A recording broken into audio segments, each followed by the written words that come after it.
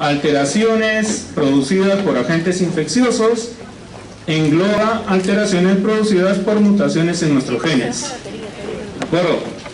Por esa razón, por ejemplo, las alteraciones o las mutaciones que generaban enfermedades metabólicas, por ejemplo, la fenilcetonuria, por decir, el albinismo también está considerado como una enfermedad metabólica. ¿Por qué?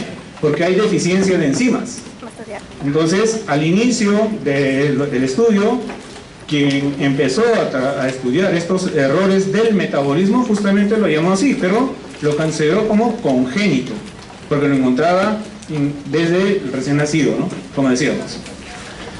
Ahora, después, lo congénito puede ser subdividido en genético y adquirido, ¿no? Adquirido vendría a ser si es que haya un agente causal, en todo caso. Malformación. Dice, defecto que afecta a la arquitectura corporal. Estamos hablando entonces de alteraciones de tipo estructural, ¿no? Defectos físicos. Y ahí vemos aplasia, agenesia, hipoplasia, hipertrofia, ¿no? Vamos a hablar durante todo el curso de algunas de ellas y cómo se van a ir generando. Abajo tenemos hipertrofia. Hipertrofia implica incremento en el desarrollo del tejido, aumento del tamaño debido a crecimiento celular. ¿Ok? En cambio, ectopia, hacemos referencia a alguna estructura que no está en el lugar normal, está fuera de su localización común o estándar, ¿no?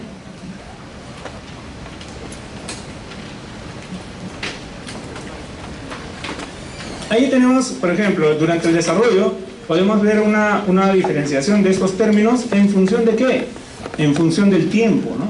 Nos dice, si la alteración se produce durante la formación de los esbozos, o sea, aproximadamente las primeras 6 semanas, la consecuencia será una agenesia. Agenesia, no hay desarrollo. ¿De acuerdo? Agenesia del timo, por ejemplo. No hay timo, en pocas palabras, ¿no? Ausencia del timo.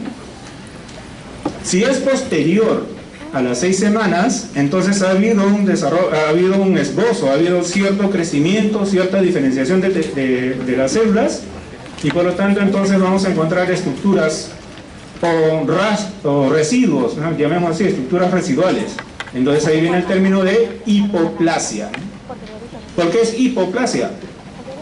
Porque ha habido poco crecimiento celular, ¿no? Recordemos, plasia es siempre sinónimo de, como sufijo de célula.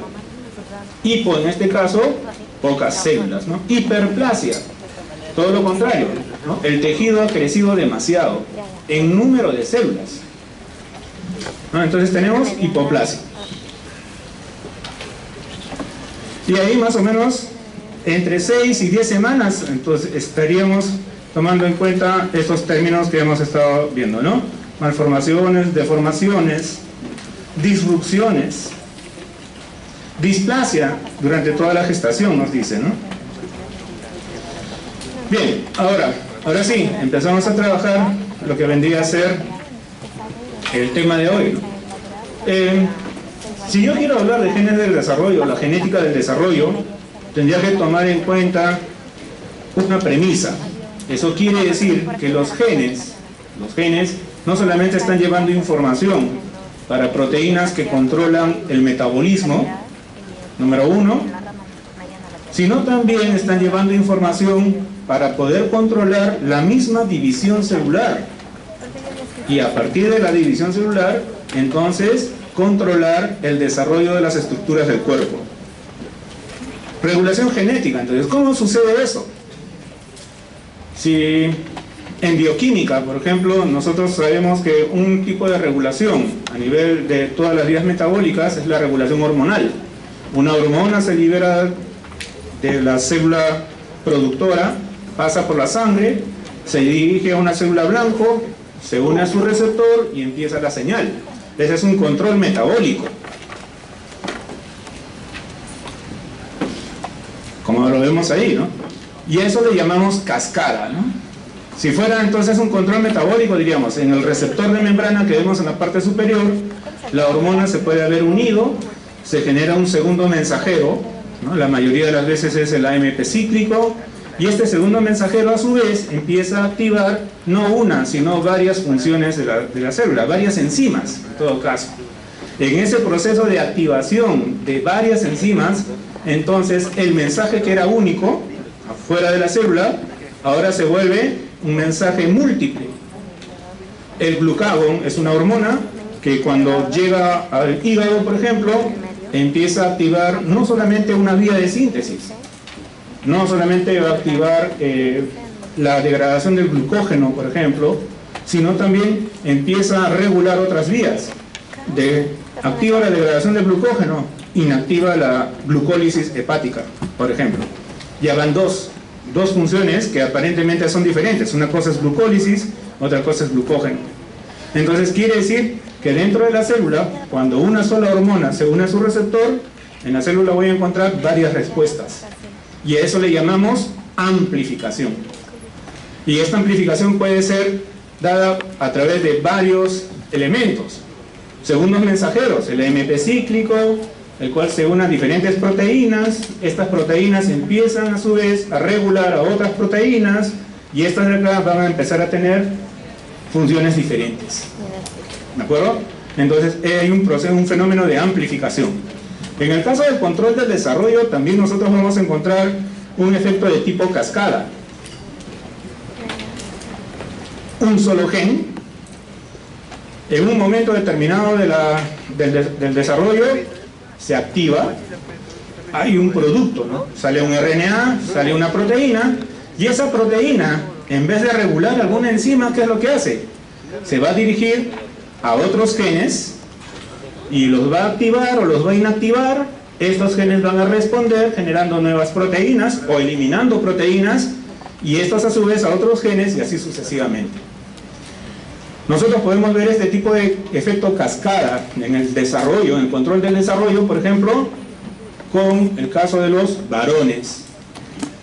¿Qué nos diferencia de las mujeres a los varones? ¿Ah? ¿El pelo? Ya no, porque hay peinados y peinados. ¿Qué nos diferencia? Un cromosoma. ¿El cromosoma? Y. Cuando empieza el desarrollo, lo veremos más adelante, en el embrión, el embrión que se va formando es un embrión asexuado, pero después empieza a generarse una ampolla, una cresta, y así hasta llegar a una gónada indiferenciada, dice, ¿no? Lo veremos después. En ese proceso de ese desarrollo de la gónada indiferenciada, si la célula tiene el cromosoma Y, en el cromosoma Y tenemos un gen en particular, ¿no? En realidad el cromosoma Y tiene muy pocos genes. Algunos dicen que solamente deben tener unas 3 o 4 decenas de genes nada más. Comparemos eso con 1000 genes que están en el cromosoma X. Esa es la razón por la cual podemos observar nacimiento de una persona con un solo cromosoma X, síndrome de Turner, ¿cierto? Pero nunca vamos a encontrar una persona que nazca solamente con el cromosoma Y. ¿Por qué? Porque son 1000 genes menos.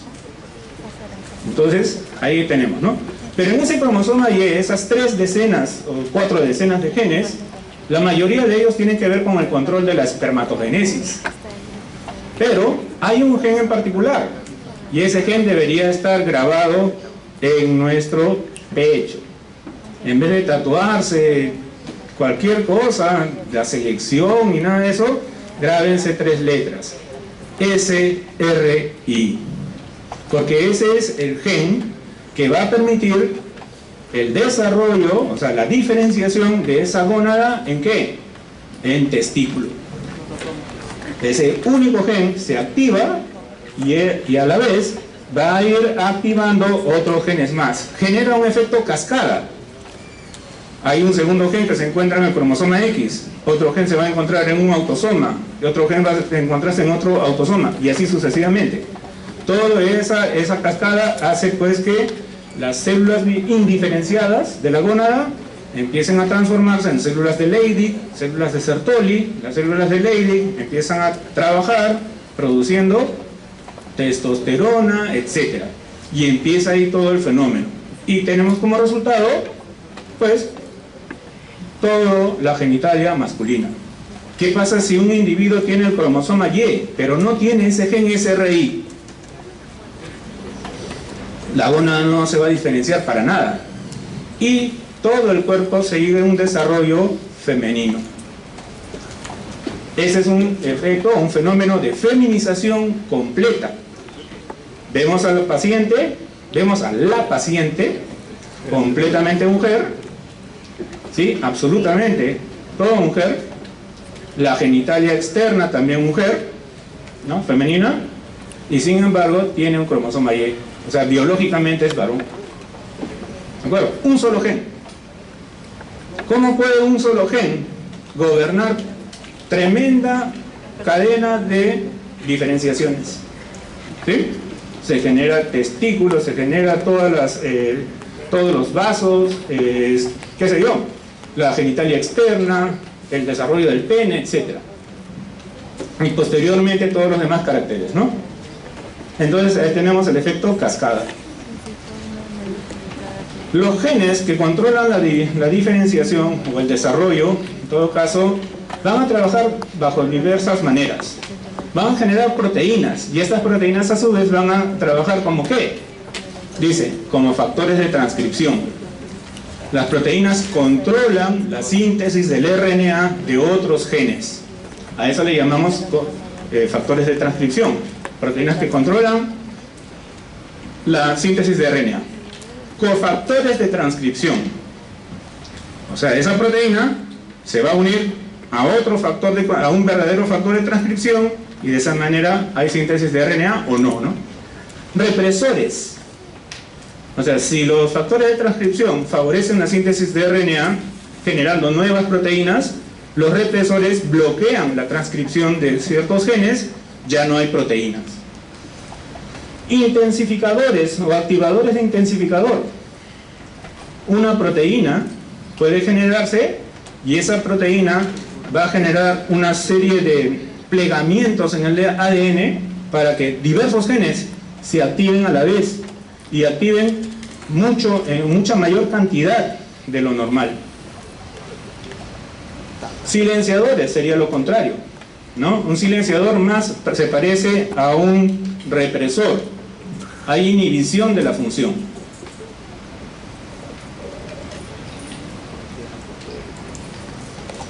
Esas proteínas, entonces, que van a regular el desarrollo,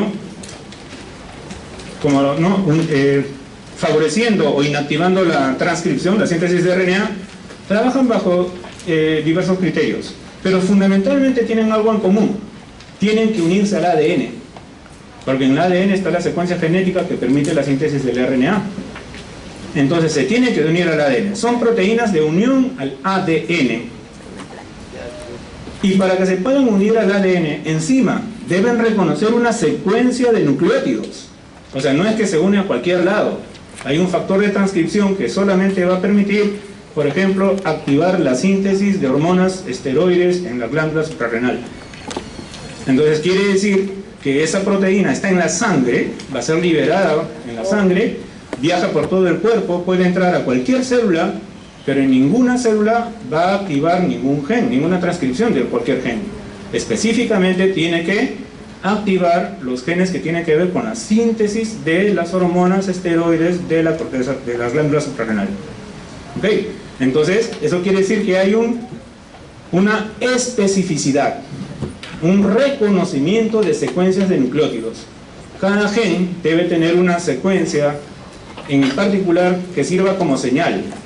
Yo soy el gen de la insulina. Otra secuencia: yo soy el gen que permite el crecimiento de cartílago. ¿De acuerdo? Entonces, estas proteínas reconocen esa secuencia, esas letras, y se van a unir al ADN. Para poder unirse al ADN, entonces tienen una forma determinada. Y esa forma determinada está relacionada con lo que llamamos dominios. ¿De acuerdo? Las proteínas están formadas por aminoácidos. ¿cierto? Los aminoácidos se empiezan a enrollar, se empiezan a plegar, generando regiones. Todo esto que vemos acá es una proteína, pero los colores me representan diferentes regiones. Esas regiones vienen a ser los dominios. Unidades estructurales compactas, dice, estables dentro de la proteína, formadas por segmentos de aminoácidos, ¿de acuerdo? Que tienen una forma, y esta forma en particular tiene una función determinada. Todas las proteínas tienen dominios, y esos dominios están relacionados con su función. Por ejemplo, receptor a lipoproteína de alta densidad, o sea, receptor de baja densidad, por ejemplo, lipoproteína de baja densidad, LDL. Este receptor, esta proteína receptora, tiene una forma, está en la membrana celular, y entonces tiene por lo menos 3 dominios. Un dominio intracelular, que está mirando el citoplasma. Un dominio intermembrana, que es la porción que está asociada a la bicapa lipídica, y un dominio extracelular, en donde debe haber una forma determinada que reconozca a la LDL. Entonces, cada una de esas regiones tiene su función. Entonces, tiene también una composición de aminoácidos en particular. De esa manera, entonces, las proteínas van a asociarse a la función, ¿no? En el caso de las proteínas reguladoras, según lo que hemos estado hablando, deben haber dominios de unión al ADN, ¿no? Y esos dominios tienen formas especiales, formas particulares. A esas formas particulares de las proteínas las llamamos motivos, en inglés, ¿no? Motif, le dicen, motivos en castellano. Como vemos acá, esta es parte de una proteína. Y fíjense, por acá tenemos una estructura de tipo tirabuzón, pero por acá hay una vuelta, una asa. Aquí hay aminoácidos que toman contacto con la secuencia de nucleótidos del ADN. ¿De acuerdo? Entonces, un dominio tiene diversos motivos con los cuales empiezan a cumplir sus funciones. ¿Dónde están los dominios y los motivos? ¿En la proteína o en el ADN? ¿De qué estamos hablando ahorita? En las proteínas. Recuerden, dominio, motivo en las proteínas. Estos motivos son particulares, son especiales. El ADN, perdón, los aminoácidos generan una especie de cilindro y luego una cadena que gira, otro cilindro. Entonces, tienen una forma muy característica. Acá tenemos un motivo en particular, se llama hélice, vuelta, hélice. Como vemos acá, en realidad debe ser así, ¿no? Todo un cilindro de aminoácidos, una cadena lineal, otro cilindro de aminoácidos. Pero cuando se dobla, miren ustedes cómo al doblarse, esta región permite la captación de calcio. Entonces, debe estar relacionada a su función, ¿no? Otro tipo de motivos, los dedos de zinc, dicen. En realidad no son dedos, ¿no? Sino son cadenas de aminoácidos. Acá las bolitas me representan a los aminoácidos, que de cuando en cuando se enlazan covalentemente a átomos de zinc. Acá hay zinc, acá hay zinc, y como es un enlace covalente, la cadena entonces se dobla y se mantiene esta vuelta. Esta vuelta aparenta un dedo. ¿Por qué? Porque puede penetrar al ADN, como vemos ahí arriba. Y al penetrar al ADN, entonces reconoce la secuencia de nucleótidos. Diríamos, ¿no? En teoría, diríamos, humanizando la cosa, diríamos, reconoce o lee la secuencia de nucleótidos que hay en el ADN. Entonces, de repente va leyendo y dice, yo soy el gen de la insulina. Ah, ahí entro, ¿no? Por decir.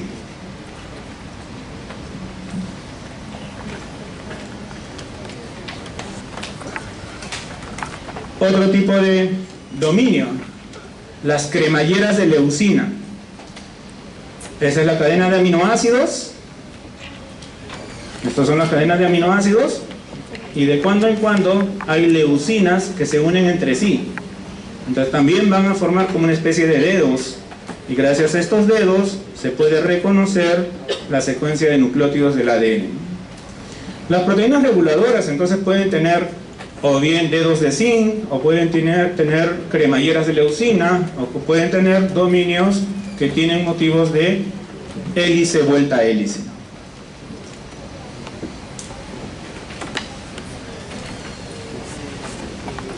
Es lo que estamos viendo, ¿no? Las proteínas poco a poco van a ir enrollándose, ¿no? La cadena de aminoácidos, como vemos, las cadenas de aminoácidos se van a ir enrollando y empiezan a generarse primero los motivos, luego los dominios, y finalmente está la estructura terciaria de la proteína, ¿no? La estructura final.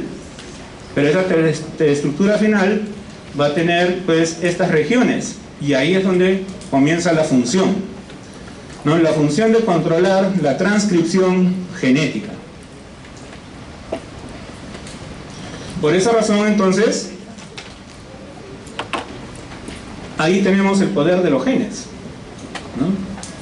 Siempre nos han hablado que los genes, y hay un gran poder, porque como estábamos hablando, por ejemplo, para el gen SRI, una sola mutación en un solo gen de los 30.000 que tenemos podría detener el desarrollo de toda una estructura corporal, o incluso podría detener todo el desarrollo, y por lo tanto entonces eso sería un gen letal. En este caso podría alterar el desarrollo de la estructura, o sea, de la forma física del cuerpo. Y eso se estudió en una mosca, ¿no? En la famosa drosófila. La drosófila nos permitió el avance de la genética animal sobre todo, pero también a partir de ese estudio empezaron a verificarse pues algunas alteraciones, como vemos acá, por ejemplo. Normalmente los dípteros tienen estos ojos compuestos, grandes. Esto de acá es una estructura muy pequeña, nos representa las antenas.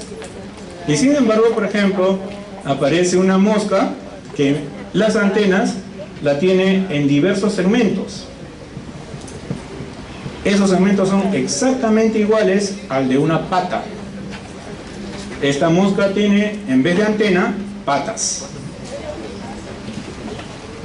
Y si se mantiene viva esta mosca y se le empieza a reproducir, llega un momento de que cuando tenemos dos moscas así, con esta mutación, ¿no? Conocida con el nombre de antenapedia, porque tiene patas en vez de antena, si se cruzan entre sí estas dos moscas de este tipo, toda su descendencia va a tener la misma característica. ¿Y eso qué significa? Si todos los hijos van a tener la misma alteración, eso quiere decir que debe haber una mutación que está fija, que se está manteniendo a través de las generaciones. Y por lo tanto, ¿eso qué implica? Al revés, si voy al revés, implicaría que hay un gen que tiene que ver con la diferenciación entre formar pata o formar antena. ¿Se dan cuenta? Un gen me permite generar dos estructuras diferentes. ¿Por qué no entonces nosotros, o las moscas, por qué no tienen siempre patas en vez de antenas? ¿Y por qué no tienen antenas en lugar de patas? Si es el mismo gen. ¿Se dan cuenta? Eso va a depender de qué entonces. La función de ese mismo gen va a depender del lugar en donde se encuentre. ¿En qué tipo de región corporal va a encontrarse? Si está en la cabeza, ese gen va a permitir el desarrollo de antenas. Pero si está en el tórax, ese gen va a permitir el desarrollo de patas. ¿Ok? Pero cuando cambia la secuencia, parte de la secuencia de nucleótidos de ese gen, ahí viene la alteración. La función se aloca y tenemos patas en vez de antenas. Otro tipo de mutación que permitió demostrar que existían genes controlando la diferenciación del cuerpo en la misma drosófila permite observar esta mosca. ¿Qué hay de raro en esta mosca? 4 alas. Lo Drosophila, al igual que la mosca común, pertenece a un orden que se llama dípteros. Y díptero significa 2 alas. Y sin embargo yo veo 4 alas. Pero si me doy cuenta, en realidad, si me acerco un poco más, no es que tenga 2 alas, perdón, 4 alas. Tiene 2 tórax. Y evidentemente, como en los tórax se forman las alas, entonces va a tener 4 alas. Una mutación que permitió detectar un gen. Ese gen, como fue detectado en estas moscas, se le denominó bitórax. ¿Okay? En la historia de la genética, muchos genes han sido identificados en función de la alteración que es producida a través de las mutaciones en el mismo gen, ¿no? Bien, estos genes, entonces, se empezó a ver pues, que deben existir genes que permiten producir estructuras del cuerpo, que controlan la generación de estructuras del cuerpo. Y es más, el mismo gen puede estar en 2 lugares diferentes y según el lugar en donde se encuentra, ese gen debe generar una estructura totalmente diferente. O sea, pensemos eso, ¿no? O sea, tratemos de filosofar un poco al respecto, ¿no? Si el ser humano tiene 30.000 genes, eso quiere decir entonces que podemos tener un solo gen que puede estar controlando el desarrollo de estructuras del cuerpo en diferentes lugares. Y en cada lugar me va a producir una estructura diferente. Un gen que tiene que ver con el desarrollo de hueso, pero dependiendo qué tipo de hueso debe ser, plano o largo. Y vamos a tener hueso plano o hueso largo. Y sabemos muy bien que el desarrollo del tejido en un hueso plano es diferente al desarrollo del tejido de un hueso largo. Y así sucesivamente. ¿De acuerdo? Entonces, va a haber una especie de determinación. Se llega a generar una determinación. Esa palabra es muy, muy interesante, ¿no? Según el lugar donde esté, ese gen va a actuar de una manera diferente. De tal manera que si yo le cambio de lugar, me va a producir otra cosa. ¿Ok? Todos estos genes que tienen que ver con el control del desarrollo corporal, el desarrollo físico del cuerpo, se conocen con el nombre de genes homeóticos, ¿no? Se les llamó así, genes homeóticos.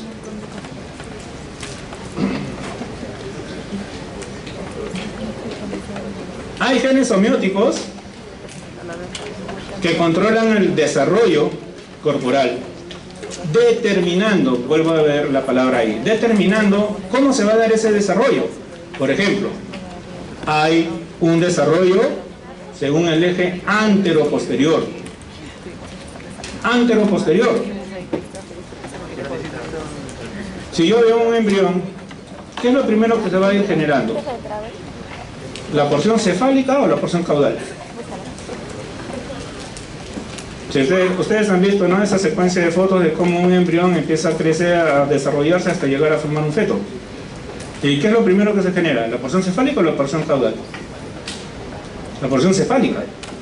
¿Sí? Llega un momento determinado que vemos ahí un esbozo de cabeza, está todo el embrión todo cabezón y por ahí una especie de colita que después va regresionando, ¿no? Ahí vemos entonces. Hay un control del desarrollo entonces antero-posterior, ¿no? Cabeza-cola. Los genes, como hemos visto, estos genes no van a ser pues específicos para cada una de las estructuras. Hay un gen que permite formar diferentes estructuras. Esto va a depender entonces de una familia de genes. Y según el lugar donde esté, o sea, según el tipo celular, esa familia de genes empieza a regular de una manera diferente, ¿no?, la generación de las estructuras.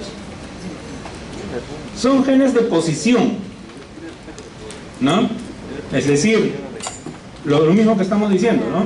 Decir genes de posición implica, según el tipo celular, ese gen va a controlar el desarrollo de una estructura diferente.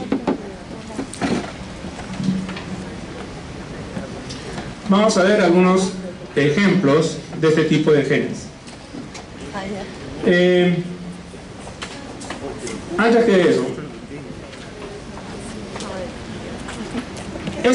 hay familias de genes entonces. Quiere decir que en el ADN tenemos toda una secuencia de ADN, por acá tenemos una familia de genes homeóticos. Si yo voy contando las letras del ADN, las cuento en una dirección determinada, ¿no? Dice una dirección que va del extremo 5' al extremo 3'. Si acá está el extremo 5' y ahí al fondo está el extremo 3', acá tengo, por decir, 8 genes homeóticos. Los primeros genes que están cercanos al extremo 5' tienen que ver con el desarrollo de estructuras anteriores, tienen una expresión más anterior. Esa familia de genes homeóticos la voy a tener en las células, por decir, del pie y las células de la cabeza.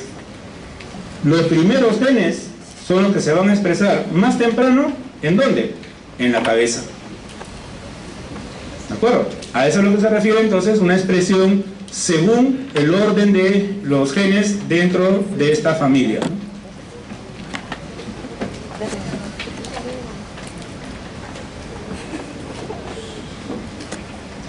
Muy bien, pero como genes,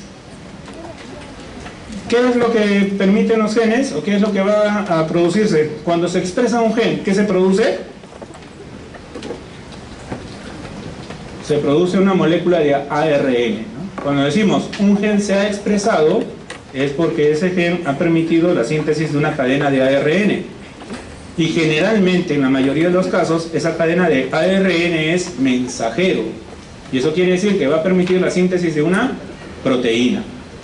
Por lo tanto, hay genes homeóticos y su resultado, su producto deben ser proteínas homeóticas.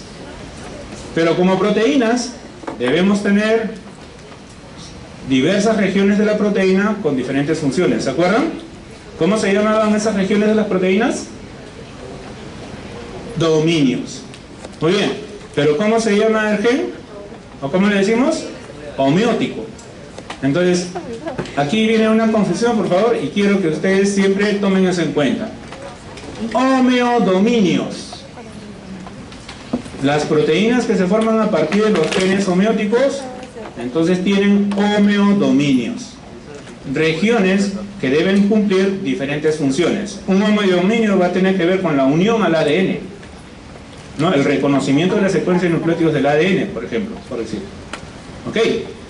Pero ese homeodominio tiene una secuencia de aminoácidos. ¿Cómo se forman la cadena de aminoácidos? ¿Cómo se sabe que la arginina debe estar en esta posición y más allá debe haber una metionina? ¿Gracias a qué? Gracias a que se va a generar una secuencia determinada de aminoácidos en una proteína. Gracias a la información que está en el gen.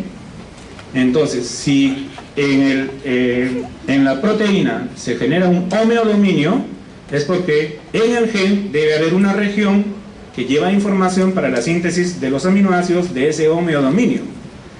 De ahí vienen entonces estas dos características. En las proteínas voy a llamar homeodominios.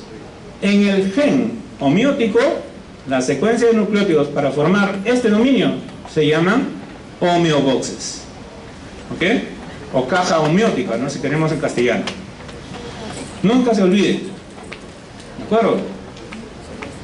Fija, ya no va a ser fija, ¿no? Porque de todas maneras ya lo estoy diciendo. El año pasado también hubo una confusión a ese respecto, ¿sí? Yo puse como pregunta ahí. Bueno, evidentemente ya no lo voy a poner ahora, pero ya se les estoy diciendo, ¿no? Y entonces, un homeodominio, ¿qué es? Es una secuencia de nucleótidos en el gen homeótico. Che, todo el mundo puso ahí respuesta. No, si dominio debe estar en la proteína, ¿de acuerdo? En el gen, en el ADN, sería el homeobox. ¿Ven? Algo parecido a eso, ¿no? Esa es una proteína, la cadena de aminoácidos, y acá está un homeodominio. Este homeodominio está formado por varios motivos, ¿no? Acá están, ¿no? Hélices, vueltas, hélices, etc. De esa manera, entonces, las proteínas homeóticas, a su vez, van a ir a controlar la expresión de otros genes, ¿no? A través del fenómeno de cascada que habíamos visto. Y de esa manera, entonces, se van a ir generando diversas regulaciones. Veamos, en todo caso. ¿Vemos? El ADN del gen homeótico tenía una secuencia homeobox. Ese homeobox permitió generar, por decir, este homeodominio de unión al ADN, ¿no?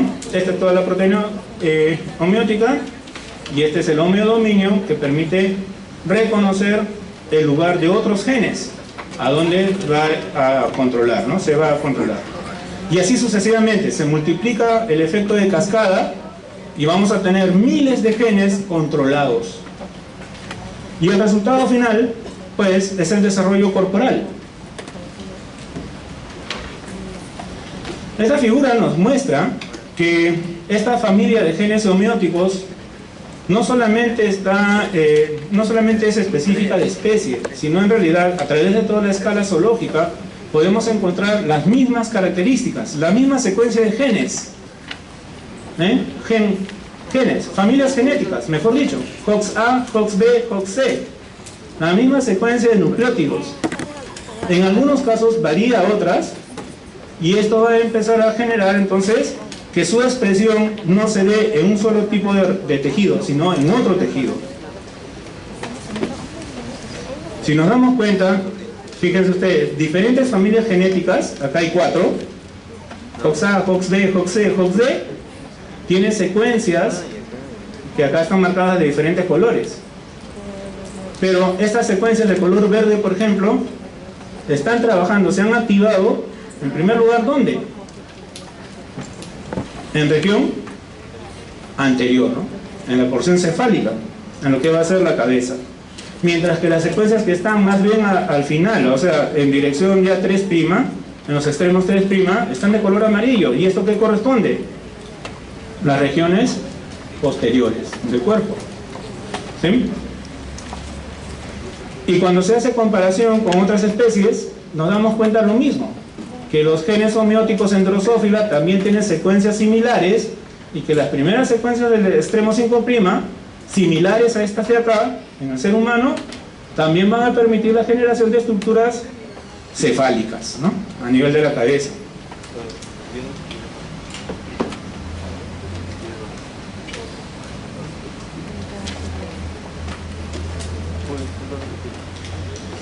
Nosotros sabemos que el desarrollo finalmente del cuerpo sigue unos ejes, ¿no? El anterior posterior, el dorsal ventral.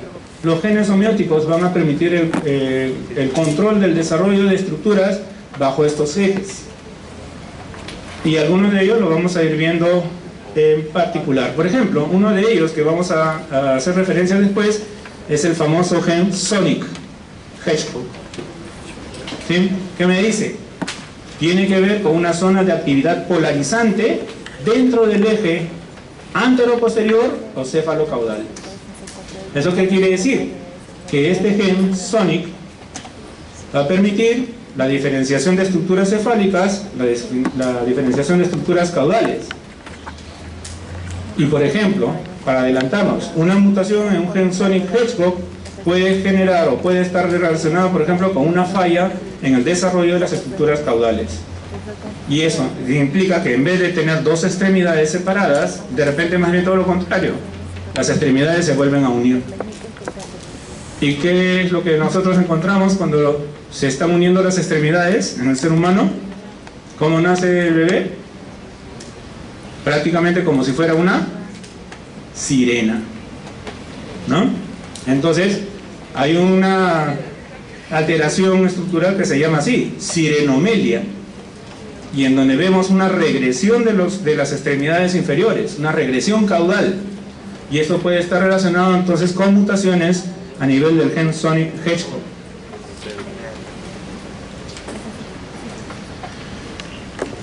Los genes homeóticos van a trabajar también gracias a otros agentes, o agentes no genéticos en todo caso.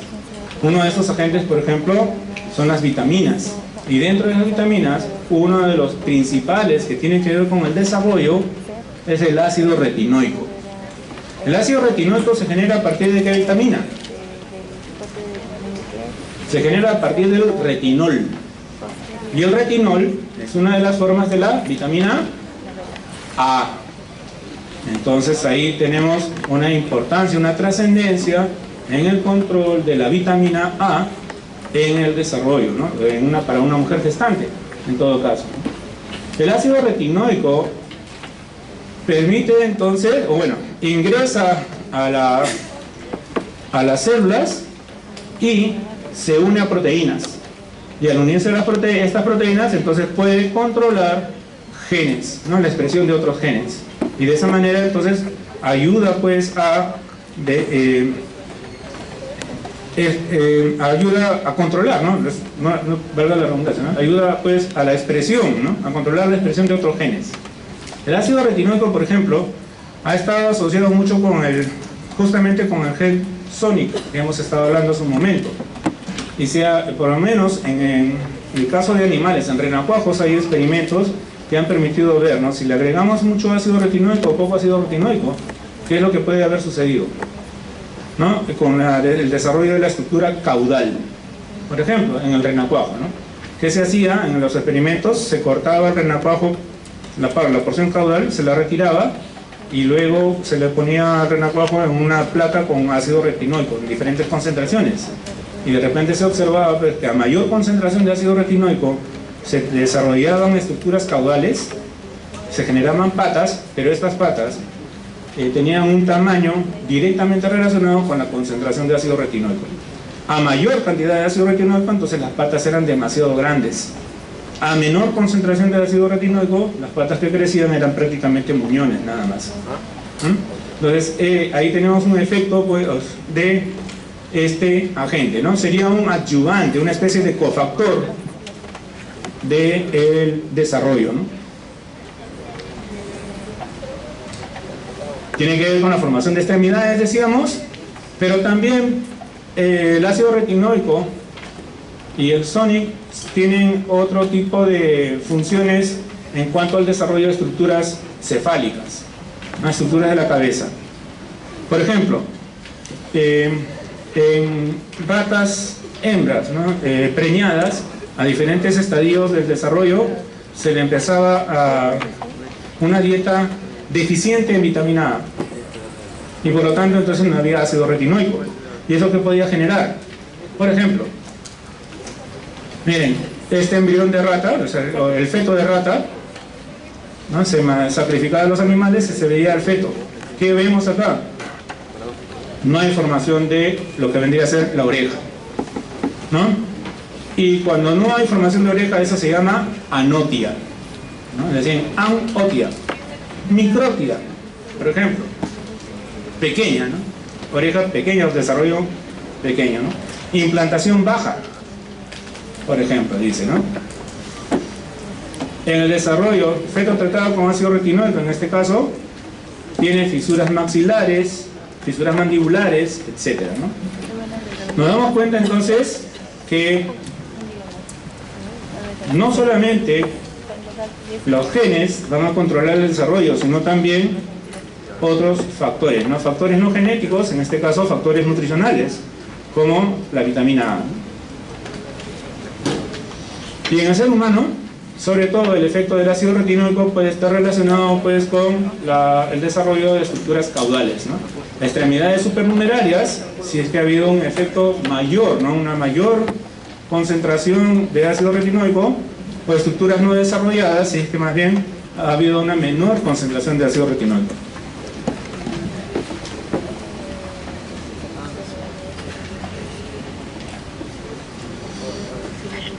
Hay muchos HOX entonces, o genes homeóticos, a los cuales los voy a llamar HOX en general, y estos pues han permitido o permiten el desarrollo de numerosas estructuras, órganos internos, por ejemplo como el riñón que estamos viendo ahí.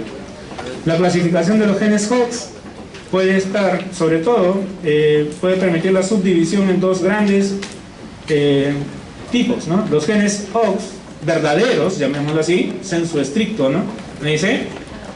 Son aquellos que se encuentran en esa familia de genes que hemos estado hablando y que se distribuyen en diferentes cromosomas. Tienen que ver con la identidad de los somites. Por lo tanto, una mutación en uno de esos genes HOX, según el orden de 5'3', puede afectar el desarrollo ¿no? Según el orden de los somites. Otros genes Hox, ya no en un sentido estricto, sino en forma genérica, llamados genes Hox, no se encuentran en esas familias de genes, en esos racimos de genes, pero sí están relacionados pues a patologías, sobre todo el desarrollo vascular y renal.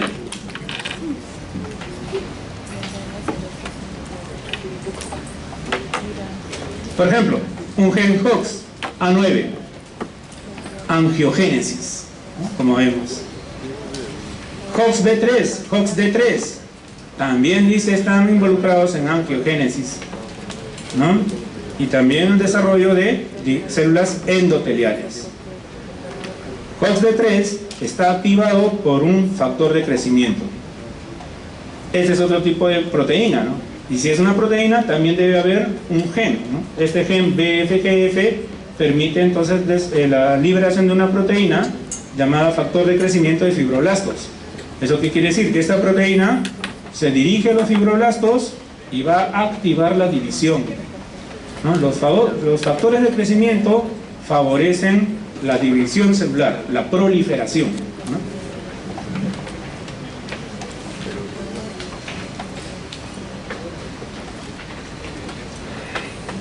Hox 6, desarrollo de las vértebras, sobre todo las vértebras torácicas, me dicen. Las vértebras torácicas tienen que ver con la unión a las costillas, ¿no? En diferentes escalas zoológicas, miren, trabajamos con embriones de pollo, trabajamos con embriones de serpiente, podemos trabajar, si pudiéramos, ¿no? Si se pudiera, podríamos encontrar, por ejemplo, embriones humanos en diferentes periodos del desarrollo y podríamos identificar la expresión de estos genes, y siempre los vamos a encontrar ahí, a nivel de estas vértebras torácicas, ¿no? Por lo tanto, entonces, ¿qué pasaría si hubiera una mutación en el gen Hox C6? ¿Qué esperaría yo? Que no se va a desarrollar la estructura torácica, ¿no? La jaula torácica.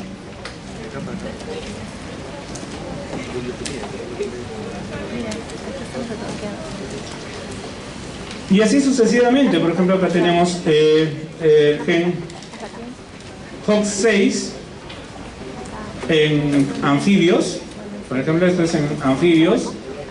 Esa región verde que vemos ahí es la región de células en donde hay una mayor expresión de un gen determinado, ¿no? Este XIH-box, por decir, y si le anulamos la expresión, o si anulamos la actividad de este gen, vean ustedes, acá estamos trabajando con un anticuerpo contra la proteína que se produce a partir de este gen homeótico. ¿Qué vamos a ver? No hay desarrollo de las estructuras que están a este nivel en el anfibio. ¿Qué estructura podemos encontrar acá? La aleta dorsal.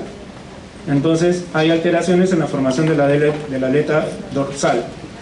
Como no se desarrolla la aleta dorsal, esto va a generar entonces que el encéfalo se empiece a expandir. Hay un romboencéfalo, dice, expandido, ¿no? Y por lo tanto, entonces, más adelante eso va a generar entonces una alteración en el cerebro, ¿no? En el desarrollo del cerebro en este animal. Otros genes, Hox A11, Hox D11, dice, regula la ramificación del uréter durante el desarrollo embrionario. Y Hox A11 también está relacionado con morfogénesis renal, dice, ¿no? Aparte de los genes homeóticos, podemos encontrar otros tipos de genes. En este caso tenemos los genes PAX.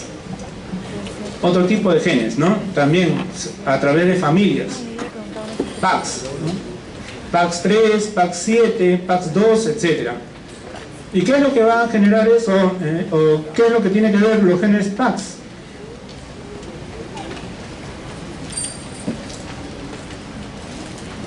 Van a generar factores de transcripción de tejidos, dice, que tengan homeodominios, o sea, genes homeóticos, y que a su vez, entonces, van a permitir el desarrollo temprano, ¿de acuerdo? El desarrollo temprano. Los genes homeóticos regulan el desarrollo a todo nivel, en todo el momento, durante todo el periodo, ¿no?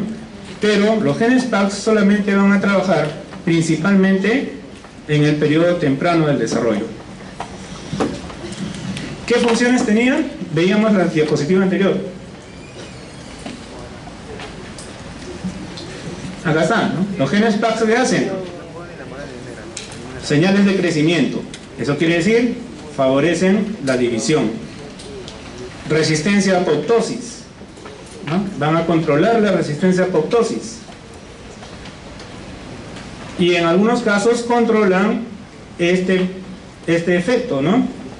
Ganancia de potencial invasivo metastásico. Normalmente entonces estos genes PAX lo que deben hacer es bloquear, regular, disminuir esta posibilidad. Si hay una mutación en los genes PAX, acá vemos PAX2, PAX3 por ejemplo, entonces eso quiere decir que las células empiezan a dividirse y tienen la capacidad de separarse del tejido y invadir otros lugares, ¿no?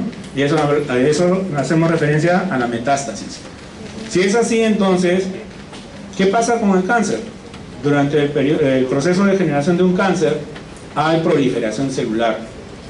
Y eso quiere decir que como van a empezar a dividirse muy rápidamente las células cancerosas, estas células en cada división ganan más mutaciones. Y es muy probable que en esa ganancia de mutaciones, algunas de ellas alteren estos genes, PAX2, PAX3. Cuando se alteran estos genes, es que la célula cancerosa puede hacer metástasis, ¿no? A eso es lo que se refiere entonces.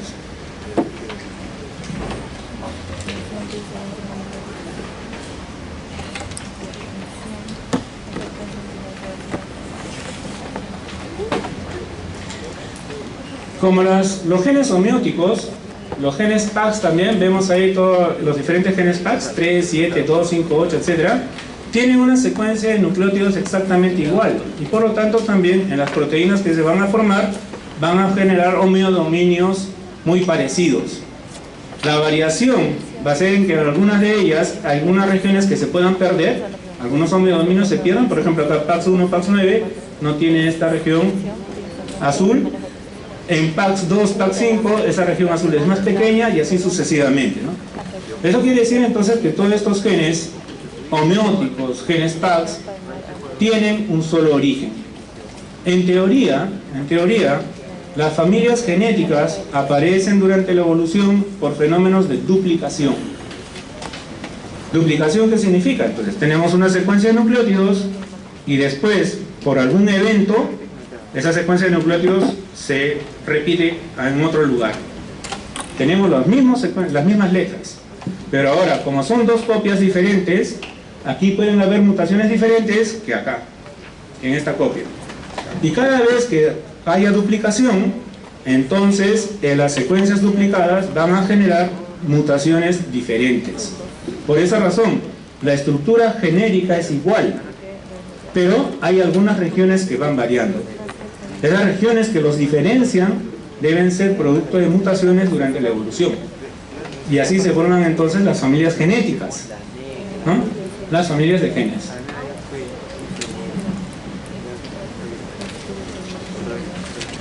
Si me dicen entonces, por ejemplo, una pregunta, ¿qué función fundamental tendrían los genes PAX? ¿Qué diría yo?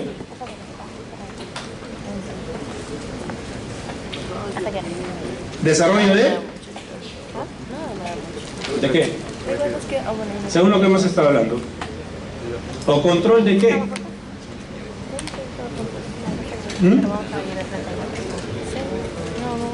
Control del crecimiento celular. Muy bien. Y además de control del crecimiento celular, si hay mucho crecimiento, ¿qué podría ocurrir? Metástasis. Metástasis o apoptosis. ¿De acuerdo?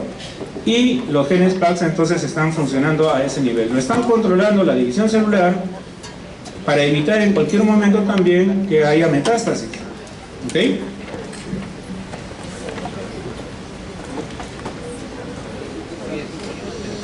Bien, igual, ¿no? La misma imagen, pero que nos va a permitir entonces observar pues esas variaciones en la secuencia de nucleótidos. Y miren, estos genes que han ido apareciendo, PAX1, PAX9, ¿dónde se expresan? Fundamentalmente, ¿dónde van a empezar a trabajar más? Esclerotoma, mesénquima, perivertebral, PAX2, PAX5, PAX8 tiene otra forma. ¿Dónde se expresa? En la región urogenital, sistema nervioso central y así sucesivamente, ¿no?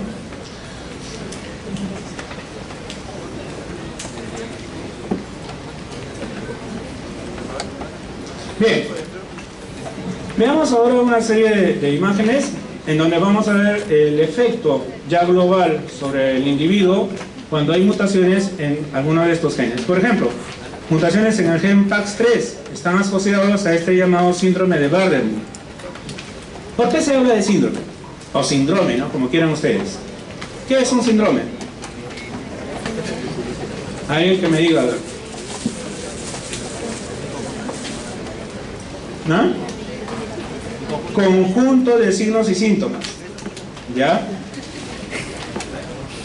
Nada más. Diferentes. ¿Ok? Evidentemente deben ser diferentes. Conjunto de signos y síntomas diferentes. Miren. Sordera, pibaldismo, la generación de un mechón blanco en el pelo, despigmentación de la piel, despigmentación del iris, y encima es despigmentación asimétrica, ¿no? Como vemos en esta imagen. Incremento de la separación de ojos. Cuando los ojos se empiezan a separar, eso se denomina, o cuando hay más distancia entre los ojos, se denomina hipertelorismo. Hipertelorismo.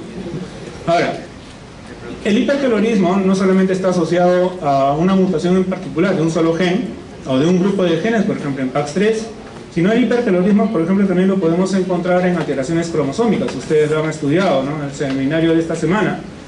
Síndrome de Down. ¿Quién más hace separación de ojos? ¿Dónde puede encontrar? Patau. ¿Sí? ¿De acuerdo? Entonces, ¿eso qué quiere decir? Y ahora, síndrome de Down, síndrome de Patau, ¿no están relacionados pues cuando hay 3 copias de un cromosoma? Y cuando yo digo 3 copias de un cromosoma, significa que hay 3 copias de cada uno de los genes de ese cromosoma. En un individuo que tiene una trisomía completa, ¿no? Trisomía libre 21, ¿qué estoy encontrando ahí? 3 copias de cada gen del cromosoma 21. Supongamos que son 800 genes en el cromosoma 21, 3 copias de esos 800 genes. Entonces deben haber pues 800 funciones que pueden estar siendo alteradas. ¿De acuerdo? Entonces también por esa razón se genera síndrome, ¿no? Y si uno de esos genes que están ahí puede estar, tiene que ver con algún gen PAX, pues ya me estoy explicando por qué razón podemos encontrar las mismas características en diferentes alteraciones genéticas, ¿no? O cromosómicas también. Veamos una figura del síndrome de Waardenburg. Acá lo observamos, ¿no? En diferentes grupos étnicos estamos viendo lo que está esas características, ¿no? Esos signos y síntomas. Despigmentación del iris, asimétrica, simétrica, mechón blanco en el ojo, separación, ¿no? Hipertelorismo, por ejemplo.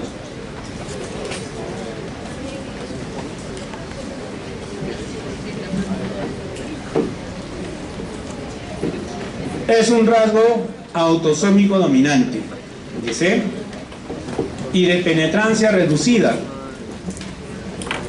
y encima expresividad variable. ¿Qué significa penetrancia?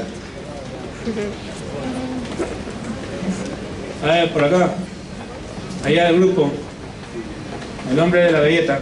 ¿Galleta o chocolate? Chocolate, muy bien. Y chisito todavía encima. Y gaseosa, Inca Cola, Diet. Ya que está bien nutrido, bien alimentado. A ver, ¿qué es penetrancia?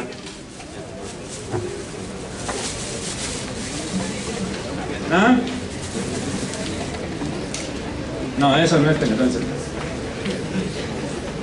A ver, por acá.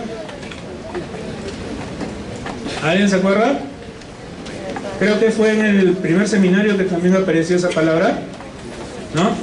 Penetrancia está relacionado con un fenómeno en el cual los genes, aun cuando son dominantes, por ejemplo, un rasgo que sea dominante, no tiene una expresión en todos los individuos que portan el gen. Consideremos esto, ¿no?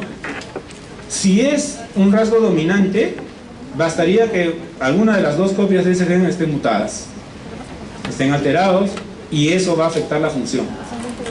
Eso quiere decir, un homocigote dominante y un heterocigote van a estar afectados por igual. Eso es lo que yo espero de un rasgo dominante. ¿Ok? ¿Qué rasgo dominante podemos ver? Por ejemplo, polidactilia, una polidactilia primaria. Primaria, ¿por qué? Porque ese es el rasgo, ¿de acuerdo? Es polidactilia. Si está la mutación, el individuo tiene 6 dedos. O bien en la mano, o bien en el pie, lo que sea, pero tiene 6 dedos. De hecho, en ese caso, entonces yo digo que hay una penetrancia absoluta. Ok, pero hay algunos otros rasgos que, siendo dominantes, tienen una penetrancia reducida. Eso quiere decir que pueden haber personas que tienen la mutación, pero sin embargo no expresan el fenotipo. Ok, y eso puede darse por diferentes razones.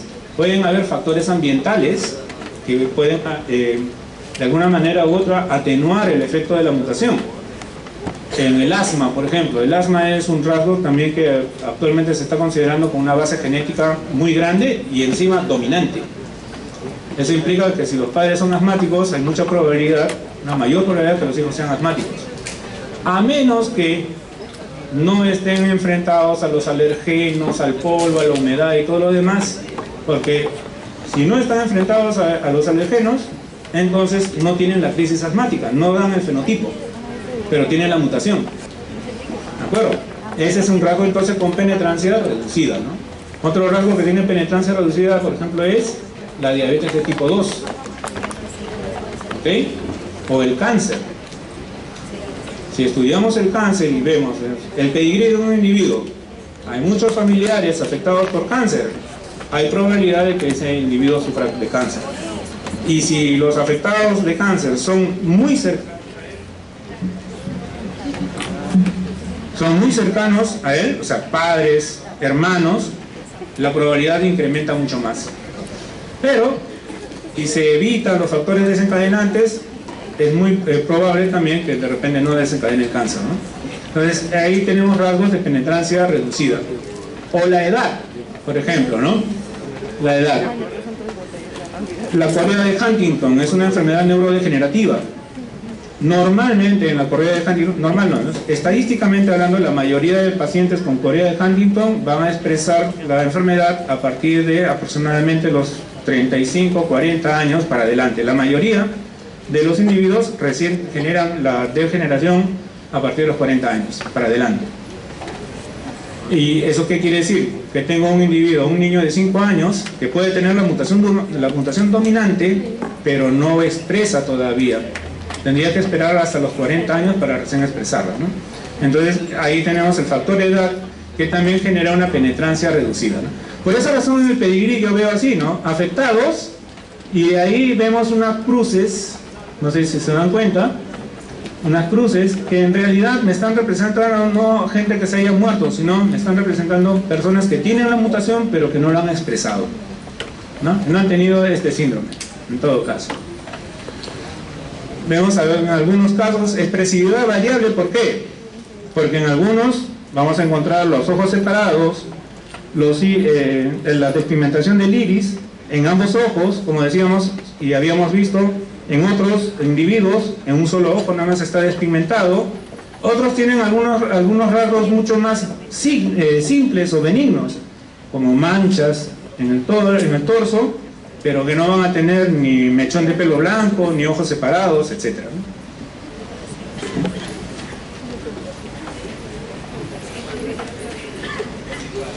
El gen PAX6 está en el cromosoma 11, asociado al desarrollo del iris. En el peor de los casos, una mutación en el gen PAX6 genera lo que se llama aniridia congénita, sin iris, ¿no? Falta el desarrollo de iris, lo que trae como consecuencia generación de cataratas, vascularización de la córnea y, evidentemente, por no controlar la intensidad de la luz, pérdida de la visión. ¿Qué hábito tendría un paciente o una persona con aniridia congénita? podría salir a la luz del sol, tendría actividad durante el día. Hábito nocturno, no le queda otra, ¿no? Hábito nocturno. Bien, acá hay otro síndrome, por ejemplo, asociado a PAC6. Aquí tenemos las letras WAGR, ¿no? Un grupo, cuando generalmente, en algunos casos, encontramos signos y síntomas diferentes y que no tienen una relación entre sí, no tienen una relación, ni siquiera no se sabe si hay un origen entre sí, pero sí lo vemos, en la mayoría de los pacientes lo vemos siempre juntos. En esos casos siempre se utilizan solamente siglas para tratar de recordar cuáles son las características que vamos a ver, ¿no? O sea, WAGR, por ejemplo, W por el tumor renal de Wilms, A por aniridia, G por anomalías genitourinarias y R por retraso mental, ¿no? Por retardo mental. Anomalías genitourinarias. Dentro de ellas, por ejemplo, ¿qué encontramos acá? La abertura uretral. ¿Dónde está la abertura uretral en el pene? ¿Dónde debería estar en todo caso?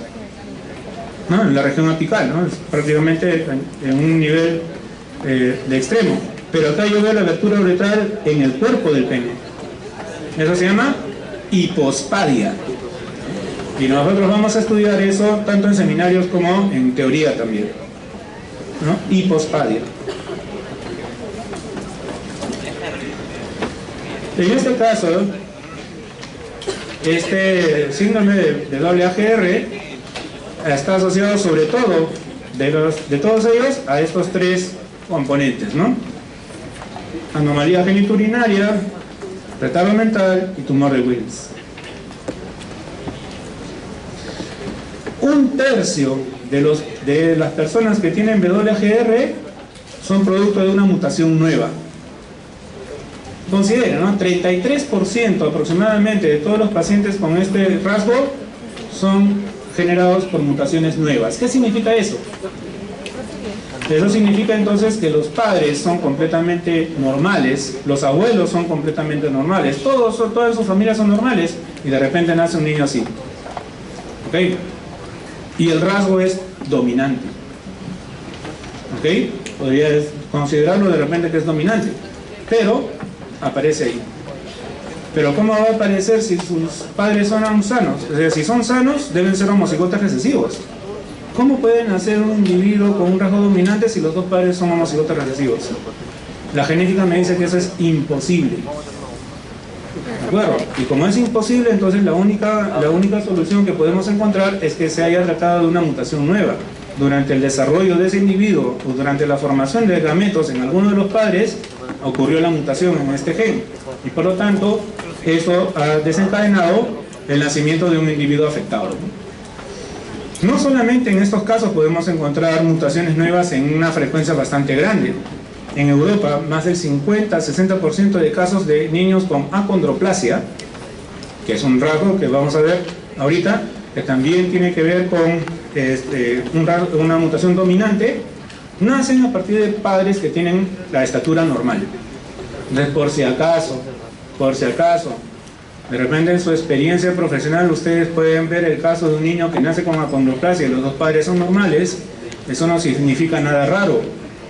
Puede ser que se trate de una mutación nueva, ¿no? Si los padres son de estatura normal, entonces son homocigotas recesivos. Ojo con eso. Entonces, ¿qué dicen? Ah, acá hay gato encerrado. O mejor dicho, acondroplásico encerrado. De repente hay un vecino por ahí que es acondroplásico. ¿Ok? No, pues. Estamos viendo que hay algunos genes que tienen susceptibilidad, valga la palabra, tienen mayor probabilidad de generar mutaciones nuevas. De por sí mutan.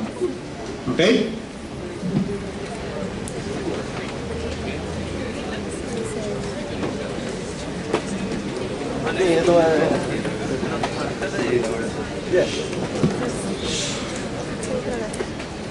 Los genes TBX, para terminar entonces, los genes TBX también están relacionados pues, con la formación de las extremidades en el hombre. Tenemos acá, por ejemplo, TBX2, TBX3, TBX4, etc. Se localizan en el cromosoma 12 y 17.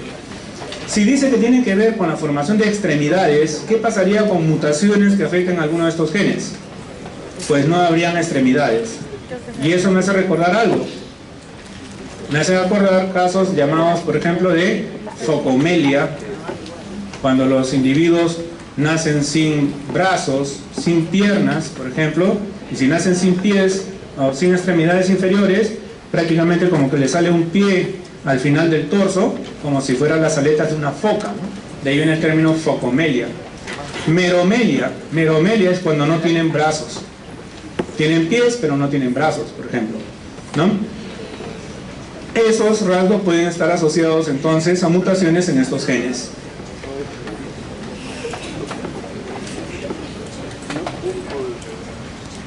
Esos genes normalmente, como vemos, algunos tienen función represora, o sea, controlan sobre todo la división, y otros más bien activan la división.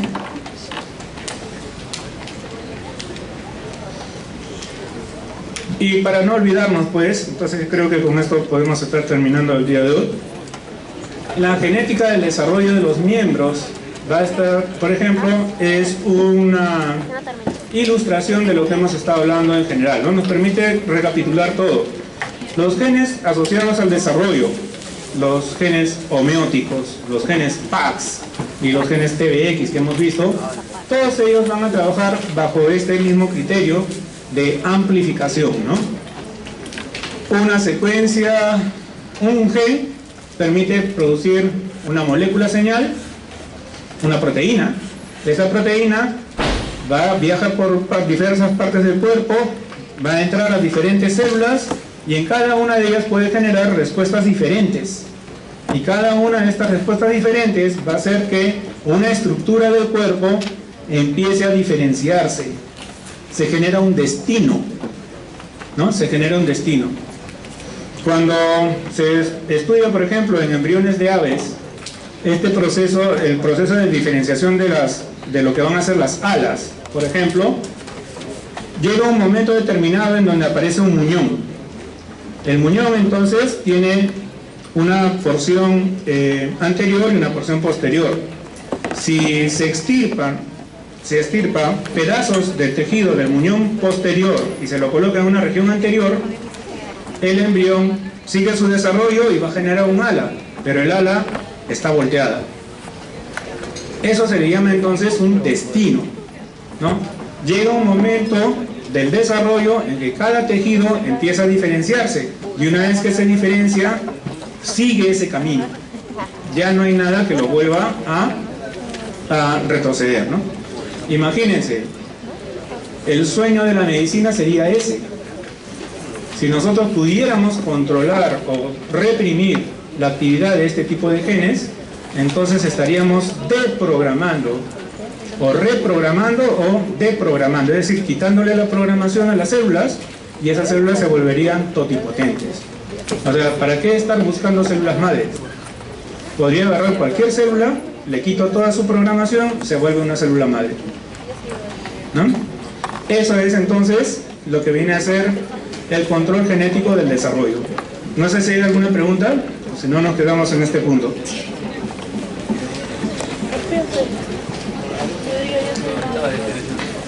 Bien, si no, igual las diapositivas las pondremos en el aula virtual, ¿no? Muchas gracias por su atención.